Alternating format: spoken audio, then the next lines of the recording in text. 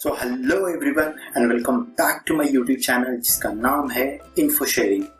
दोस्तों, आज हम जिस फिनेंस रिलेटेड टॉपिक के बारे में आपसे बात करने जा रहे हैं उसका नाम आपने बहुत बार सुन रखा होगा, स्पेशली जब किसी भी कंपनी का आईपीओ लॉन्च होता है, मतलब जब वो कंपनी पहली बार स्टॉक मार्केट पे लिस्ट होने आती है तो इस विषय की काफी ज्यादा चर्चा होती है। जी हाँ, आपने सही समझा, इसका नाम है ग्रे मार्केट प्रीमियम या फिर ग्रे मार्केट।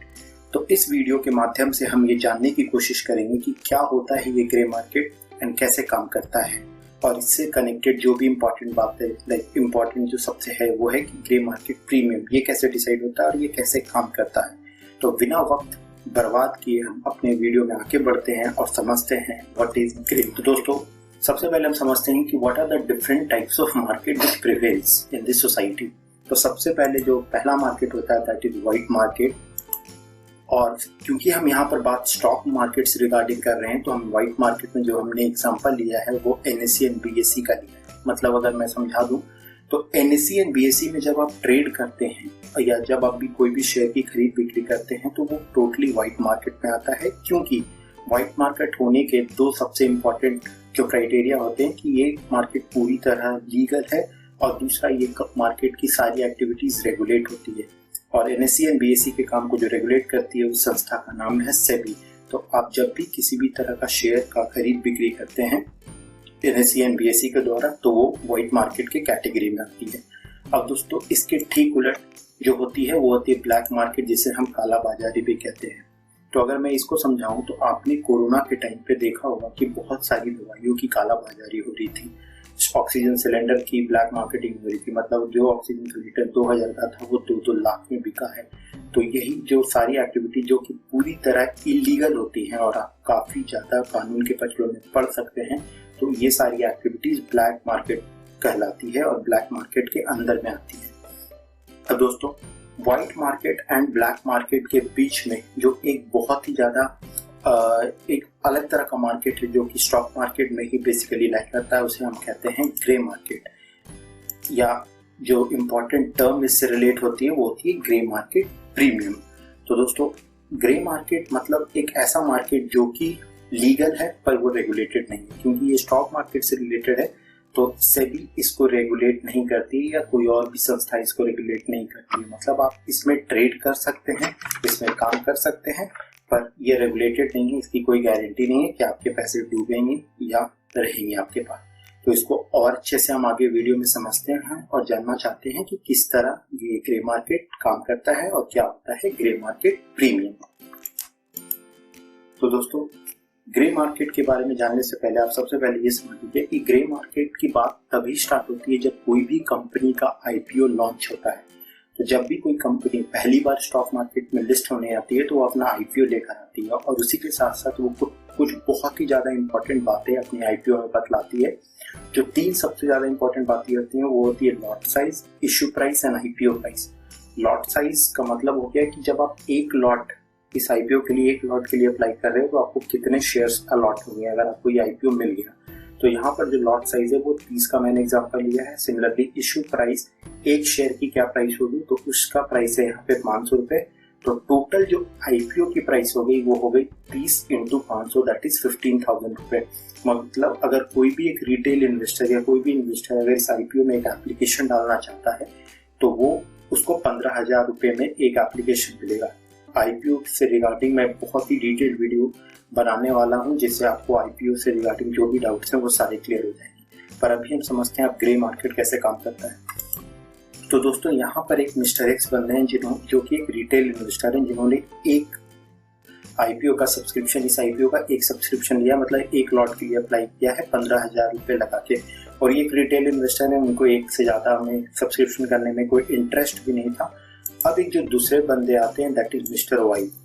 इनका काम होता है दोस्तों आईपीओ से ही पैसे कमाना, मतलब ज्यादा से ज्यादा पैसे ये आईपीओ से बना ले। अब दोस्तों, आईपीओ में एक बहुत बड़ा चक्कर ये फंसता है कि आईपीओ अगर जब ओवर सब्सक्राइब हो जाता है, मतलब कि अगर उसका रिटेल कैटेगरी बहुत ज्यादा अपने सब्सक्रिप्शन से ओवर सब्सक्राइब हो जाता है तो आप कितने भी लॉट के लिए अप्लाई कर दो, आपको मैक्सिमम या तो एक लॉट मिलेगा, क्योंकि ये लॉटरी सिस्टम पे होता है बेस्ड, और हो सके तो वो लॉट भी नहीं मिलेगा, पर मैक्सिमम आपको एक ही लॉट मिलेगा। तो आप समझिए चक्कर ग्रे मार्केट का स्टार्ट कहाँ से होता है। अब जैसा मैंने आपको बताया कि मिस्टर एक्स ने तो सिर्फ एक लॉट के लिए अप्लाई किया, वो एक रिटेल इन्वेस्टर है, उनको सिर्फ आईपीओ से पैसे नहीं कमाने, उनकी अलग भी बिजनेस है, पर हम उनको बस इस आईपीओ में अप्लाई करना, तो उन्होंने एक लॉट के लिए अप्लाई कर दिया। मिल भी सकता उनको, वो नहीं भी मिल सकता।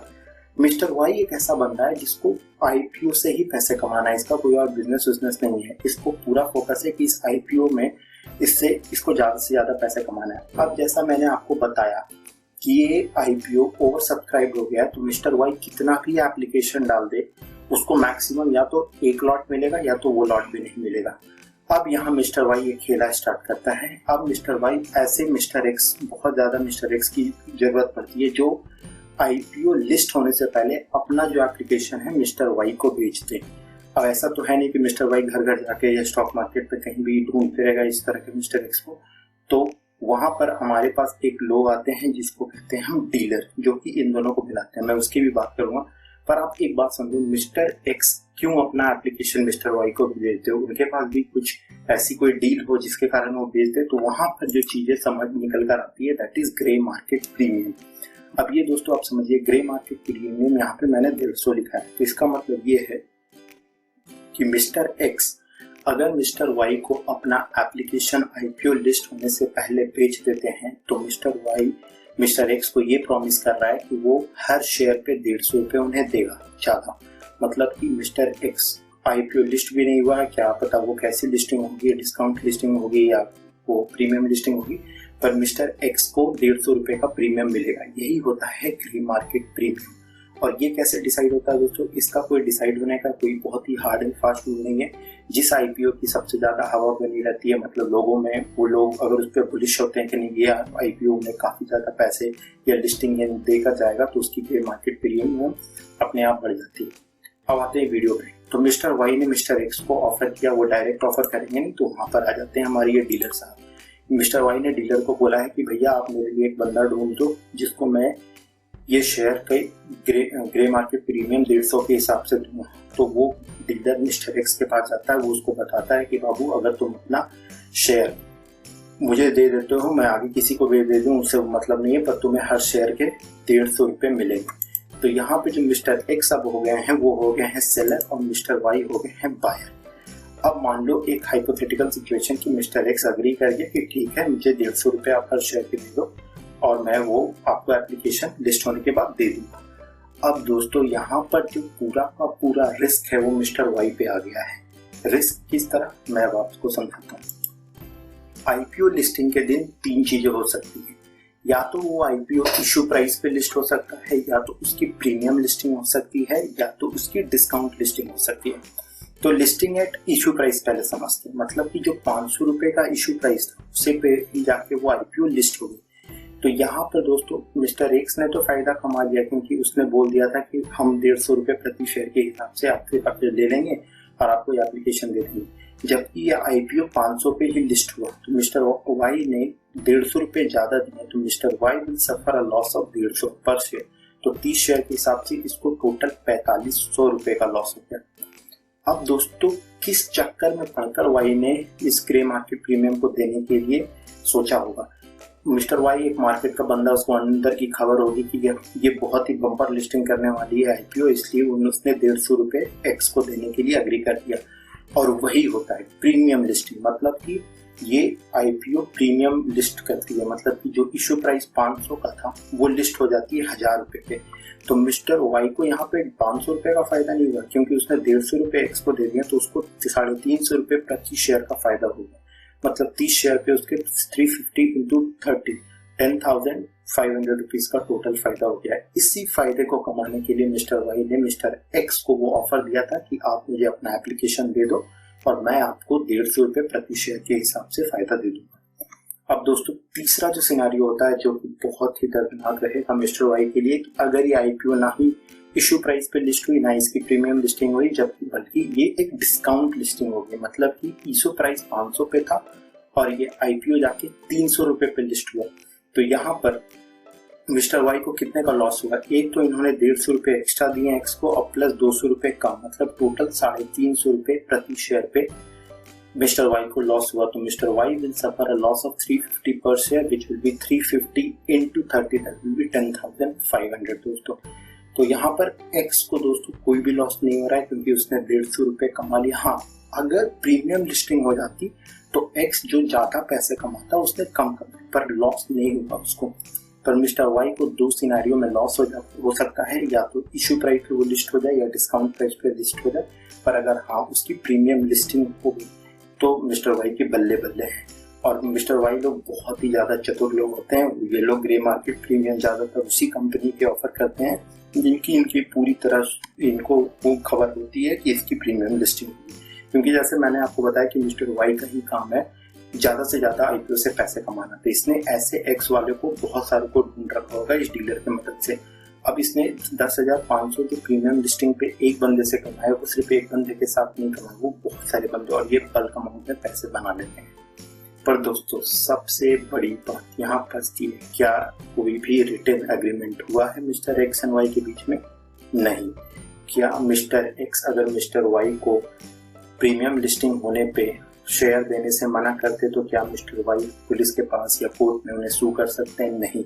सिमिलरली अगर मिस्टर वाई इशू प्राइस पे लिस्ट होने के बाद या कि डिस्काउंट प्राइस पे लिस्ट होने के बाद एक्स को वो पैसे वो खरीदना मना करते कि हम आपसे अब वो शेयर नहीं खरीदेंगे, हम आपको 150 रुपये प्रीमियम नहीं देंगे, तो क्या मिस्टर एक्स इस केस में मिस्टर वाई के पर कोई भी तरह का केस फाइल कर सकते हैं? नहीं।